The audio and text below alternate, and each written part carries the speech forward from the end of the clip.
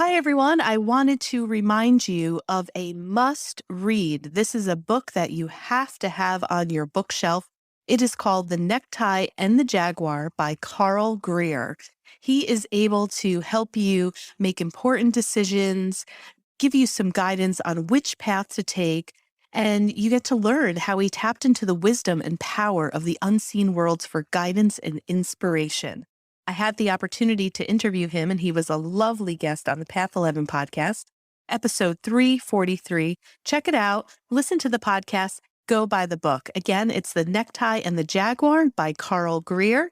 To find out more information, go to his website, carlgreer.com. That's spelled CarlGreer.com. Today's podcast episode is sponsored by the Reconnective Healing Global Community. I don't know if you guys remember, but back in 2020, we released an episode with Dr. Eric Pearl and Jillian Fleer about reconnective healing. He was a chiropractor who was working in his practice in Los Angeles, and his patients started to report that they were having these healings just with his hands being near them without him actually touching them. So he went on to research and try to find out what this universal wisdom was behind what was happening, and he developed the reconnective healing process. Their website is thereconnection.com, and they are offering an online level 1 class called The Portal to awaken your own healing ability and to learn how to do this. There's over 8 hours of interactive content where you will learn to interact with energy, light, and information to experience lasting knowingness, peace, and love without limitations. They gave us a coupon code to give to all of our listeners. It is Path2Portal. We're going to put that in the show notes, and that's 25% off of the Portal online level 1 course. I hope you guys enjoy. Let me know if you take it. Send me an email. Would love to know how the course works for you. Hi, and thanks for tuning in to the Path 11 podcast. I am your host, April Hanna. At the Path 11 podcast, we are here trying to deliver leading-edge research on consciousness, healing, and metaphysics. And just like you, we are trying to answer the big questions about life. Who are we? Why are we here? And what is our purpose? We hope by listening to our podcast, it will make each day you live on Earth a little easier to understand. And now for today's podcast. Well, hello, everyone, and welcome to today's podcast. I am very excited to bring you my guest today. Her name is Shelley Knight, and I think we're going to have an awesome conversation because we are two women who used to be and work in a clinical setting, and then we became really spiritual, right? And have shifted from the clinical to the spiritual. She has an amazing story. Let me tell you a little bit about her. She's a former nurse and a clinical hypnotherapist turned author and podcaster. Shelley is the author of Good Grief, the A to C approach of modern day grief healing, and the lighthearted self-help book, Positive Change Self-Kick book. Shelley is the host of award-winning mental health show, Positive Changes, so you guys better check that out. It's a self-kick podcast and founder of the host of Good Grief. And she is coming from the UK, right, Shelley? Yeah, in the Midlands, right in the middle. Yeah, awesome. So, and you have done so much more. And I know that you're working on past life regression. You've done Neuro-Linguistic Programming, Mindfulness, Herbalism, dream therapy, tarot card reader, intuitive tarot coach. I mean, my gosh, you've done it all. So welcome to the Path 11 podcast. And I know that we're going to talk a little bit about like the spiritual aspects of death. We'll cover some grief, bereavement, mourning. What's the difference of those? And we definitely have to get into your past life regression work too. So yeah, so why don't you kind of bring us through your story? Like how did you, well, tell us like where you began in nursing, and then how did the journey begin to slowly start to shift into more of this spiritual perspective where now you're an author and you're a podcaster and you're doing past life regression? It's a big leap to go from the clinical to the spiritual. Yeah, there were a few zigzags. It wasn't a linear path, and I don't think life's a linear path, but I kind of zigzag, probably loop the loop and look like a dropped bowl of spaghetti, if I'm quite honest, looking back. But I went into nursing, I always had that empath kind of wanting to care, make a difference kind of thing. And I loved it. But what I learned very quickly upon qualification of being a nurse is that when you're going into healthcare, it's not all about health and there's a lot of death. And I guess I wasn't really prepared. And you mentioned like my good grief book, and it's the book I wish I'd had to kind of warn me that healthcare is not always about saving a life. Sadly not. But I kind of bundled along, and I was quite fortunate, if that's the word, that I hadn't really experienced loss in my personal life. I mean, the family dog had died when I was about 9, but I was a 28-year-old mature student as I went into nursing. And nobody had died in my family. And then it was like healthcare. And then these patients were dying of heart attacks, cancer, road traffic accidents, alcoholism, and it was just all a big wham bam. So I got through my nursing degree. But as I completed, that's when loss started coming to my personal life. And I speak really openly that my beautiful stepdad died just months, like 2005. My granddad died. My grandmother died. An auntie, a friend died to suicide. It just all started to happen personally, but also in my career. So these were all the kind of shifts that started to happen. And I think that's the way for me, that I never get my epiphanies and spiritual awakenings on a yoga mat whilst drinking green tea. It is always like drastic ways, like, death, loss and grief. So I was actually on the ward in acute medicine when my mum phoned to say my beautiful stepdad had died suddenly in the early hours of New Year's Day. And initially it was just a push to take me from acute medicine into hematology and oncology, which is where I had that niggle I wanted to work. And it actually started to heal me in my grief, which I know sounds really weird, but my dad died suddenly and I didn't get to have that kind of, the storytelling and what they wanted to say in that precious time together. And as I went into oncology and hematology, some people made great recovery from cancer. Some people would do well, come back 5 years later, and some would just be palliative and end of life. They weren't responding to treatment or didn't wish to have treatment. And I just observed grief, like what it's like at the end of life, to have that chance to say goodbye as the patient, as the family, as the nurse. And it's where a lot of my work came. And I loved it. But then, as I said, I had so many losses. Like my big part of my journey has been miscarriages, which I've had, I believe, 7 that I know of. We have 4 children, but I think I've been pregnant 11 times or more. And as I had those losses and my grandparents dying and my friend dying and all this thing, I don't know, it's kind of like an awakening, which you wouldn't have thought in grief. You always think of grief as being this heavy thing that keeps you anchored to where that death was. But I haven't had that journey. I've had grief healing throughout. And I started to observe spiritually whilst working clinically that we are more than our physical body. And I know people are probably rolling their eyes, April, as I say it. I started to walk into a room, when people started having breathing difficulties at the end of life, and the room would be a different temperature, or the walls would soften. They would be the harsh 4 walls. The body of the dying would start to change, particularly the skin. I became aware of energies. There's always I don't know if it's a UK nurse thing, but we used to open the window when someone died to let the spirit or the soul go out, to evolve. So I did that. But that's about how spiritual nursing was at the end of life, just open the window, But I was aware of sort of like a mist around the chest, people had been nonverbal for days, then speaking to loved ones that had passed before them. Loads of stories. And, when you hear those stories so many times, like any belief in life, you start to listen and take note. And so that's how it was that, I carried on and people would die in my personal life or like clinically. And I just knew there was more happening at that point of death. So I actually took a career break from nursing in the midst of our miscarriages, I think after the second one, before it got far worse. But anyway, that's a whole new story. But yeah, when I'd had 2 losses, I took a career break from nursing because I'm maternity leave, but dreading going back and not enjoying the time. I've got such an active mind. I'm like a sponge. As that's, bless you, when you mentioned in the bio, that's where I did like, the NLP, the dream therapy, the herbalism, pretty much everything mindfulness. Because I suppose I had that niggle again that, I'm going to dive a little bit deeper into that.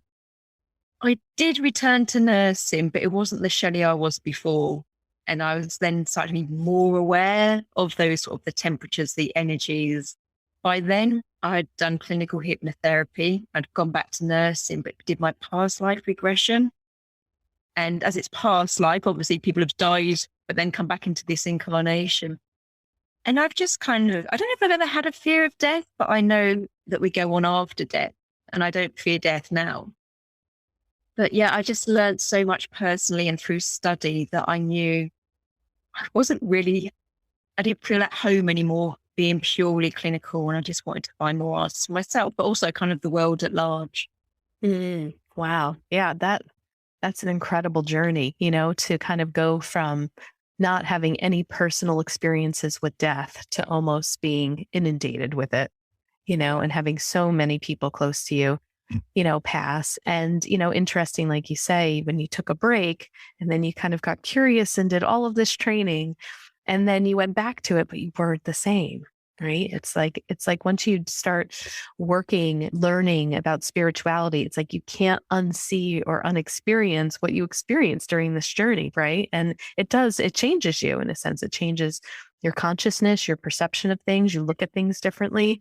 And I just kind of wanted to get your opinion too, because it feels like for me in the psychology field that spirituality and psychology go hand in hand, in many ways with many different things. Even like take grief, for example, it's like there's a lot of spirituality to talk about in a grief experience that people are going through.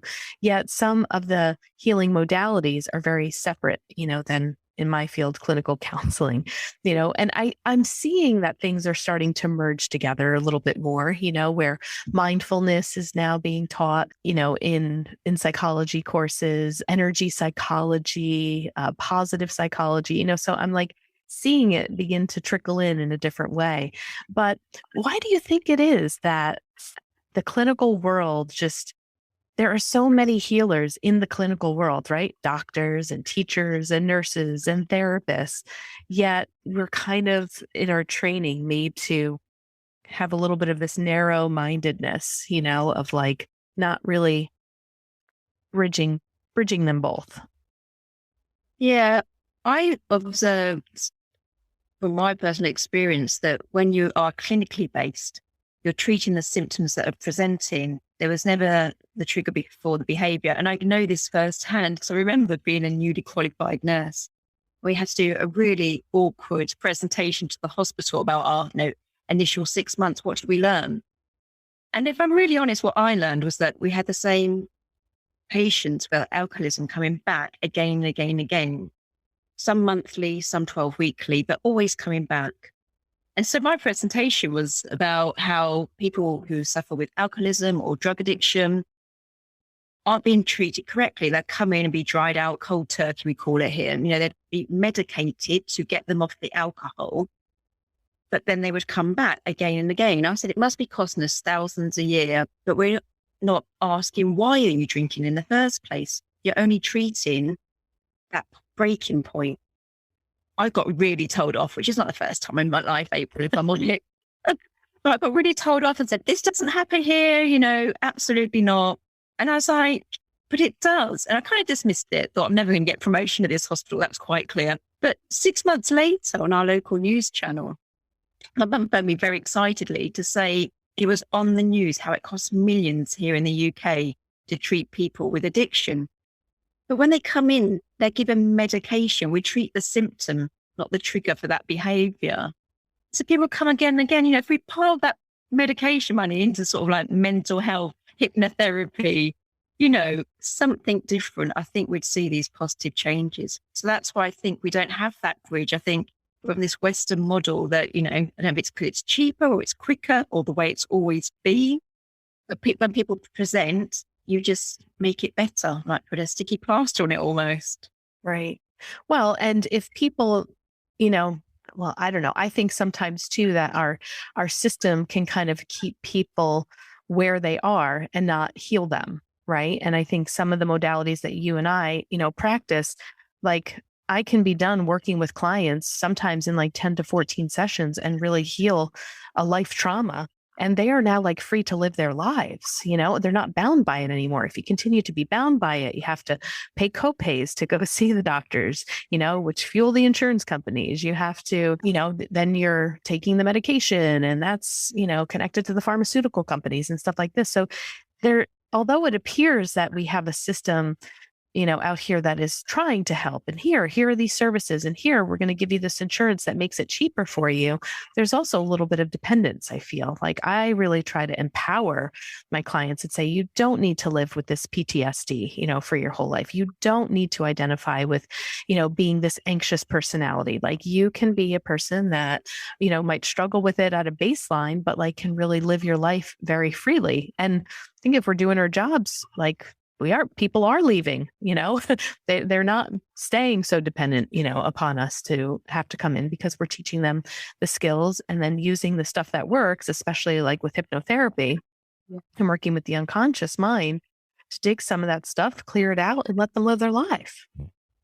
Yeah. I mean, you could see people for years as a nurse, they would come back and it'd be one manifestation of disease after another.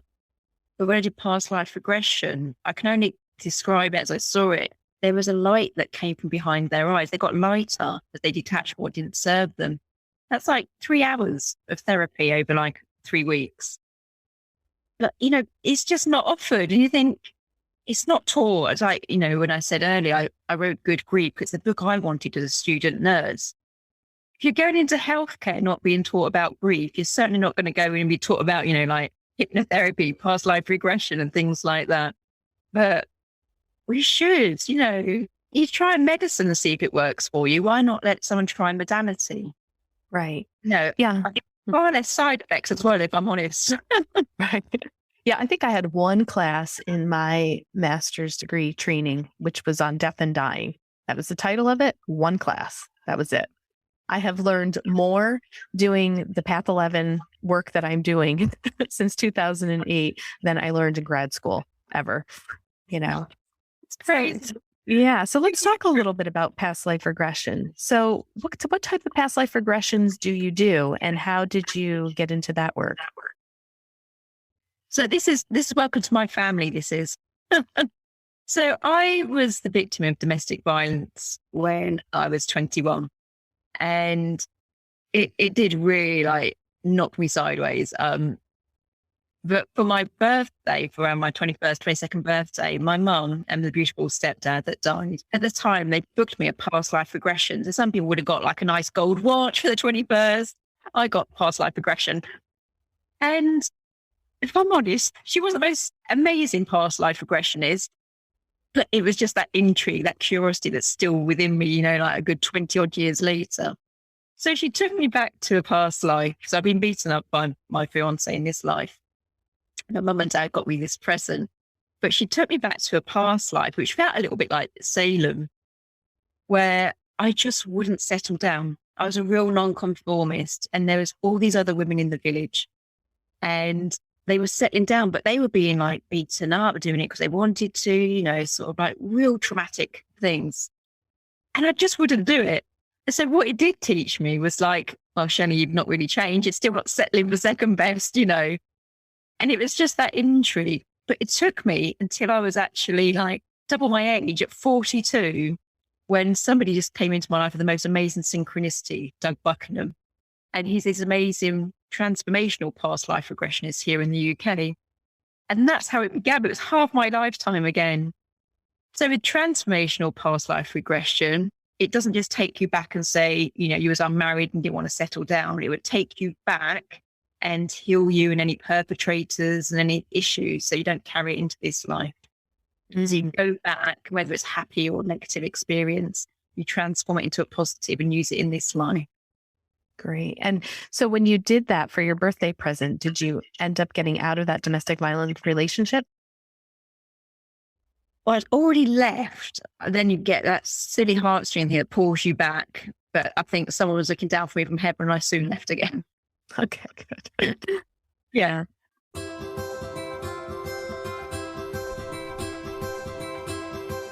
Hi, Hi, everybody. I wanted to just take a quick moment to tell you about a beautiful divination deck of cards that you can get your hands on.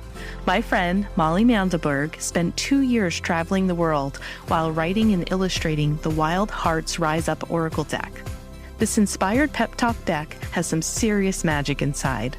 Pulling a card a day from this deck will encourage you to bring your dreams to life, to allow that idea tapping you on the shoulder to finally manifest into physical reality. It's sassy, insightful, and potent. The link to check it out is in the show notes of this episode. Just click on there. It's going to bring you right to the Oracle deck. And again, it's Wild Hearts Rise Up Oracle deck.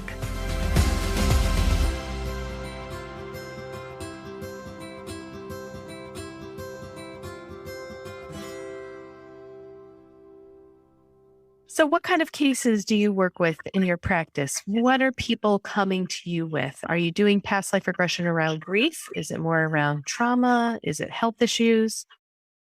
So I'm not practicing at the moment because I've been writing for the past 18 months, but they would come to me over guilt was a very common one. I had a lady that come with guilt because she'd had an abortion. I come to people who are just really anxious. I've had people with physical health issues like leg pains that you can go back to the clinical, but people that have been like in the clinical setting for 5 years and can't get answered, they'd come to me for that. So sometimes it's a physical, sometimes it's emotional. So very varied, very varied.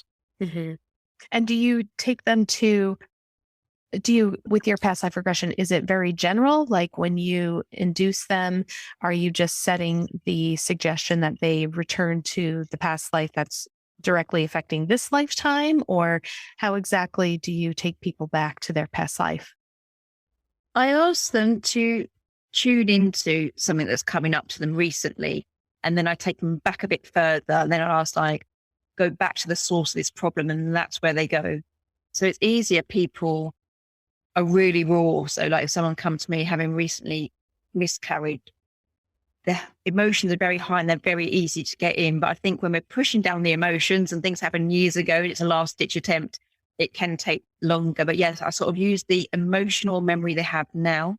I had a lady come into marital problems in this life. So I just asked her, what was annoying you? And then the emotions come from that. So I'm picking up what's in their current life, why they're presenting to me, and then taking them back to the source of the problem, the first time they experienced it.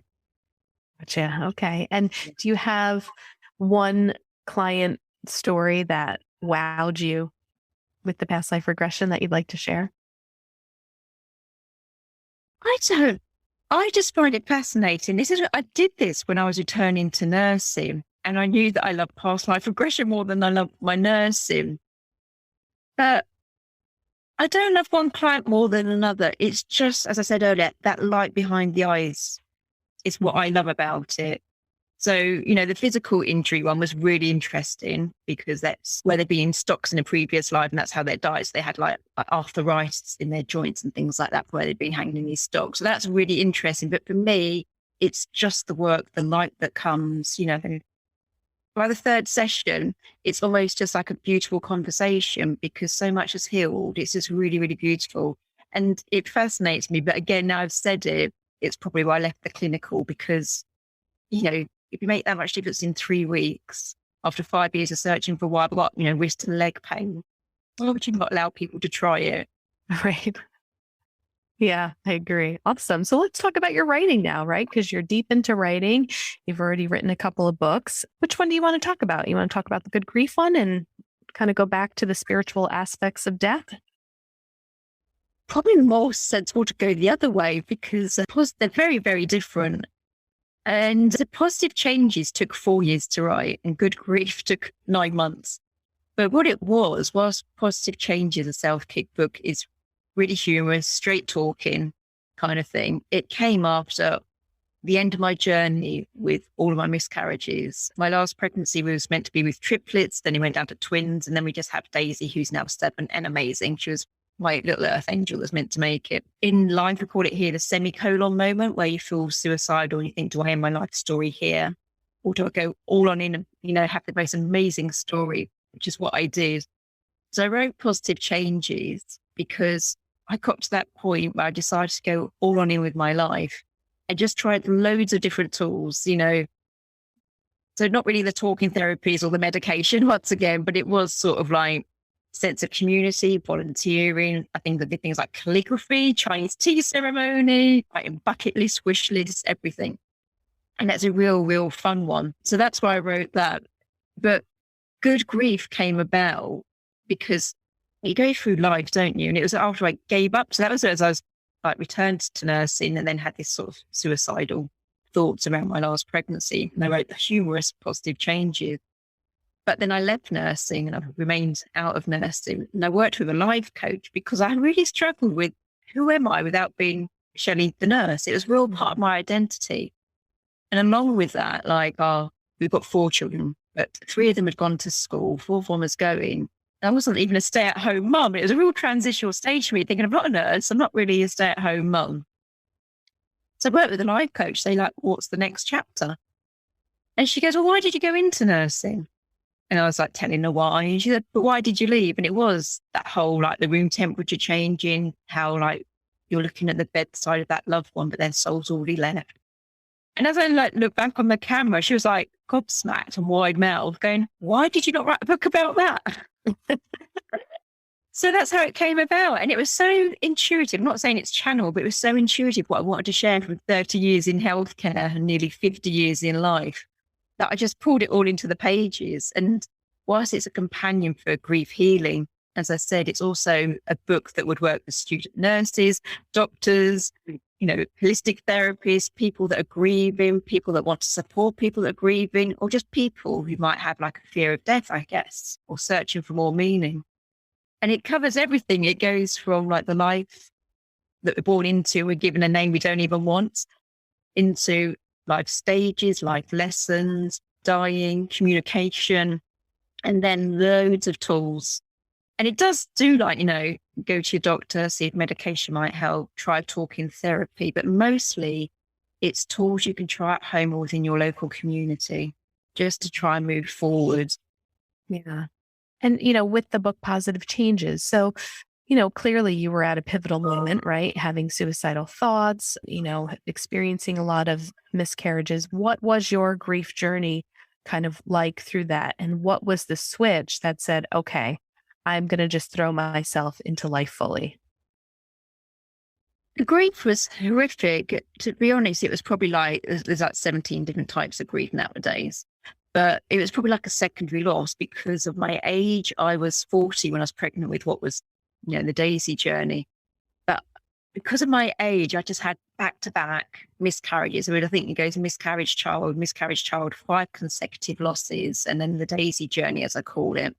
So I wasn't really allowing myself to grieve in between. And there was a secondary loss because there'd be another miscarriage or another period, which wasn't a pregnancy, a lot of loss, whichever way.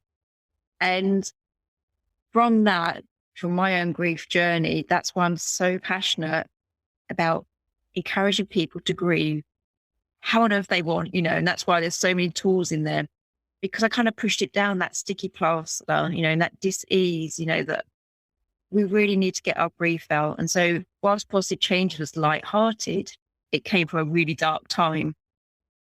And I think the reason, like you said, why did I go on? I had got a ridiculously handsome husband. That helped. Some really cute kids. It wasn't enough initially, but it is that. And I think I'd had enough spirituality come in. Like people have heard me talk before will know that my Daisy journey wasn't your normal pregnancy. I had a lot of spiritual tools helping me because clinically we've been told to terminate Daisy in the hospital I was working in at the time. But spiritually, I'd seen her for about 18 months, 2 years beforehand.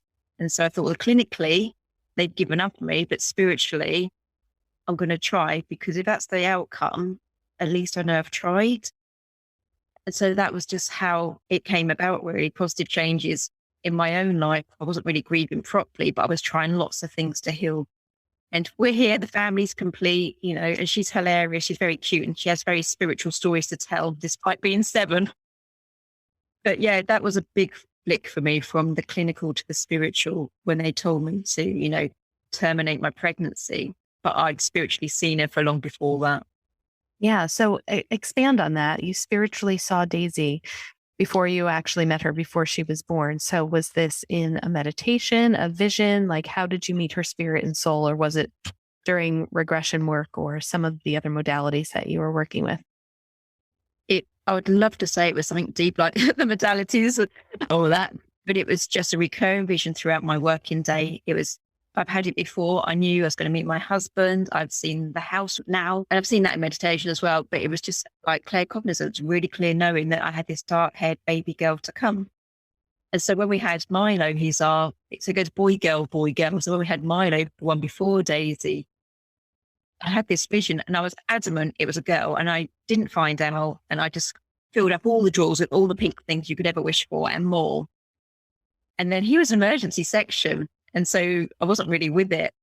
And when they said it's a boy, and I looked at my husband and said, am I stoned, or did they say it's a boy? We went, both dear. But I thought the vision would go. So I had it when I was, before Milo came to fruition.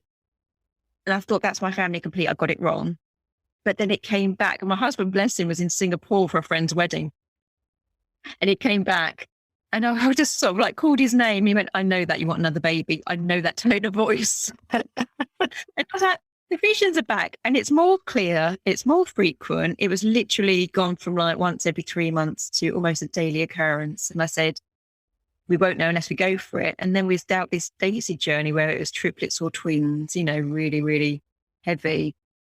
And so we saw her. Well, I saw her. My husband would just be like, where's the science? But I saw her for many, like good 2 years beforehand, but clinically was told to terminate her. And so when actually I decided to go all on in, intuitively, I reached out to a friend who I hadn't seen in a year and said, do you still do Reiki healing? And she's like, yeah, I do. And she just said, excuse me asking, but are you pregnant? And she'd been told by spirit, someone pregnant that's coming to you, they need your help. And intuitively, I've been told, reach out to her. She'll be around for you still, even though it's been years. And so I started to have Reiki healing. And she said, the child's still there. She's very poorly. She's got no color. She's gray. But every week I had healing, and she started to turn color, and then she started to move. But while I was having the healing, like a deceased psychic surgeon would come in as well. And like really strong characters from my past life would come in. I wasn't aware of it, was what I was told. I started to read every single book on miracles. I only ever told Daisy that she was well. I called in guides, color, everything, as well as all the tools in positive changes. I started getting out more, connecting to a community, going beyond myself. And that's, I think it's probably a huge chunk of why clinically it never kind of worked for me again, really, because I've been dismissed from them from not terminating a pregnancy. Yeah. Well, good for you for following that intuition, the vision, the knowing, really. I mean, it was the knowing, like you just knew, that. Yeah. Yeah. And I'm curious to ask you, because I'm sure we have listeners that have also gone through, miscarriages and can probably share in your story. Do you have any type of spiritual understanding, knowing, or a belief about what could have happened to the triplets? Like why their souls didn't come? Or do you think it really was just a medical thing? Or is there something spiritually attached to that? All I know is when I was doing my past life regression training, I had to be regressed so much. So you have to get rid of all of your gunk so that when you've got your clients, it's not coming up. And I went into my mum's womb. I went back to life between lives. So why I chose this life, the immediate past life and this one. And I signed up for love and loss. And I know this is why it was so important that I got this across in the Good Grief book. I know people are sitting there now and they'll be like, Shelley, I did not ask for this. And I would say the same. If someone said to me, you're going to have 7 miscarriages and some of them are going to be multiple, I'd be like, screw that, I'm not coming. I've gone back and my life between life tells me I came here to experience love and loss. And I've had the most loving relationship I have. I've been loved so deeply. I've loved so deeply. Mm-hmm. And it is part of my journey. It is why I'm here, And so for me, I had to go through a lot of loss. It's quite strange. Like I said, I didn't really have loss apart from the family dog until I started going into healthcare, which suggests it's the opposite. Right. But since then, I've been on catch up, obviously, universe flinging things at me. But yeah, I signed up for love and loss in this lifetime. And I'd seen the triplets. I had only ever seen the vision I had, that recurring vision was only one child. But I sensed 3 children around my pregnancy. All I can say, but I only ever saw the one child. But I don't know why. Had to do a lot of healing. Not in this house, in our house that we last sold is where I miscarried. And when I went to sell it, it would not sell. We tried 5 times in 3 years before we sought into, rather drastically, a TV makeover show. But again, Doug Buckingham, who taught me past life regression, he does remote viewing, and he said, like, they don't want you to leave. Like, sight guardians don't want you to leave. Your spirit babies don't want you to leave. And there was a lot of heavy energy. And I believe, like, when we miscarry, there's still some cells and soul of that child within us for a long time. So I've done a lot of healing, a lot of healing. But does it make it easier being really spiritual? I don't know. I like to think, they come back, whether they come back as like a grandchild in the future or something like that. Realistically, it still really hurt. It still broke me, but I do like to think that, things happen for a reason. If that's why I signed up, it's okay. But I've done so much healing, even now things will trigger me, because I think when you go through a grief and loss in life, it's not just sort of like the physical memory, like you feel it in your heart. I think it's emotional memory. So when you're exposed to something again, which has that same emotion, it brings it up. So like, I remember we was buying a dog and went to pay for it, and the man had sold it to someone else, and it triggered being pregnant, whereas I thought I'd have a take-home baby, and I didn't get that take-home baby. So you wouldn't think buying a dog had anything to do with miscarriage. Right. But emotionally, it resonated some in my body that I had an expectation of something to come into my life, and it didn't come to fruition. And it triggered me. So whilst it does hurt, I do believe we can heal, but it's taken me years, if I'm honest. Yeah. Yeah, definitely. I mean, healing isn't, I don't think, something necessarily needed to be rushed, and it goes in layers, right? Because like you said, it's like you can think that you're healed there, and then you go to buy that dog, but there's still some stuff that has to be, pulled out from that, because the emotion and the triggers, like, two of the same, even though it's 2 totally different experiences. Yeah. And it feels like your past life regression with the live between lives was really fascinating. And it also sounds like very helpful to have a greater understanding of what you chose and why you were here. Yeah, it really helped. I mean, I had it when I was around 42, and I'm 47 now, and I'm still bits exactly with my career, if I'm honest. But it really helped about me understand why relations hadn't worked out, why I had my infertility. It also told me, which I'm way too excited about, April, that this is my last earthly incarnation. I've been here many times before. I didn't want to come back for this life. I didn't. This doesn't feel like home to me. It feels too heavy and too dark. And I don't always get humans. So it has really helped me. And I think that's why I don't have a fear of death. I feel like I'm really blessed. I completed my family, not to the number I wanted. I wanted 7 children, but, I feel complete. We have our 4 children. I have my husband, I've written books, just beautiful things. I every morning I just love the weather, whether it's raining or sunshine. I've overcome so much, and I think life's just beautiful. Awesome. Lovely. Well, can you tell my listeners where they can find your books, where they can learn more about you, and your podcast too? Bless you. Yeah, so I've got a website, and it's kind of all on there, and that's shelleyfknight.com. And there you can find the podcast, and then I think you can find the social media, and then you can buy the book, whether it's Positive Changes or Good Grief. I'm over all social media as Shelley F. Knight. So yeah, come find me. Well, Shelley, thank you so much. This was a beautiful interview. Thank you so much for your vulnerability, for sharing your personal stories with grief, your miscarriages, how you came through with that, and just your vibrancy for life and the way that you are living it and loving it. I think you're an inspiration for all.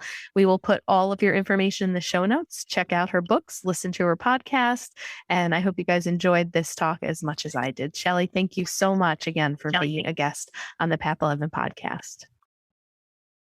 Thank you so much for having me and sharing my story. Thank you. All right. Take care, everyone.